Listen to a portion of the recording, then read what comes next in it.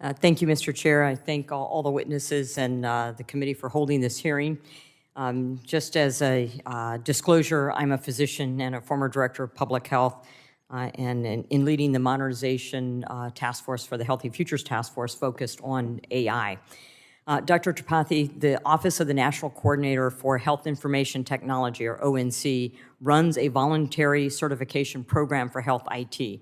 Depending on the intended use of a health IT product, it may also need to gain FDA approval or authorization.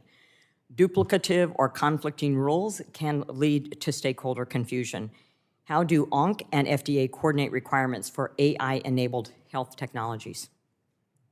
Yes, now, thank you for the question, and definitely has been a lot of effort on our part working with our FDA colleagues. So we work very closely with FDA on the definitions of devices and the boundaries and the complementary, sort of pieces of our regulatory approaches.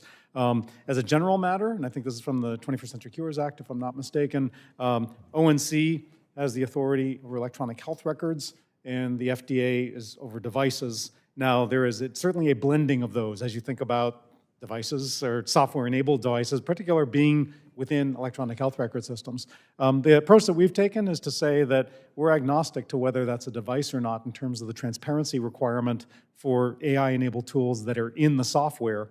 And indeed, that nutrition label that would be a requirement that an electronic health record vendor make available to a clinician like you, for example, about the AI that's in the tool, we would think it'd be very informative for you as a clinician to know, oh, this particular AI-enabled piece of software actually is also an FDA-approved device.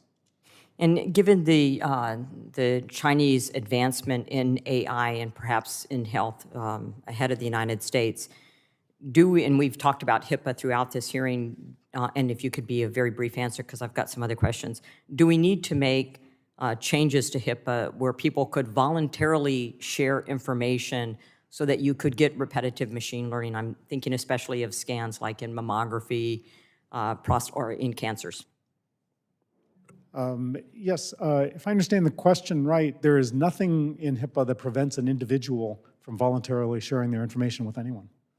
Thank you. Dr. Fu, researchers, you mentioned the national laboratories. Iowa houses a national laboratory, Ames Lab at Iowa State University. And researchers at Iowa State University were awarded funding through ARPA-E to leverage artificial intelligence technologies to improve solar panel design and application. What other emerging research and development areas are you planning that have applications to meet industry and community needs?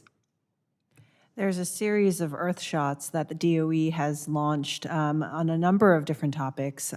So I think that there's tremendous potential for AI to really advance the frontier in all of these areas. And materials are really going to be central to that. And we have many, many material scientists combined with the computing power that we have at the DOE National Labs that will be able to serve as a tremendous resource for the nation. I mean, I would just want to emphasize that our national labs, they're stewarded by DOE, but they serve many agencies. And I've talked about a lot of the agencies that we partner with and work with to really advance both our shared missions for good. Thank you. Thank you. And much of the leadership in AI is centered in big tech companies, i.e. Google, Microsoft, Amazon, et cetera, with heavy geographic presence on the coast. What are your current, and any one of you can answer this, current and future plans to incentivize companies to connect with talented researchers at universities and colleges, particularly those working in geographic locations underrepresented in big tech, i.e. the Midwest?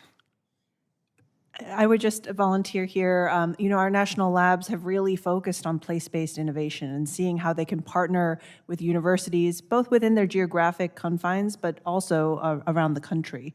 And so I think that's one really important piece. The second is around computing availability. Ms. Eshu mentioned earlier support for the National AI Research Resource.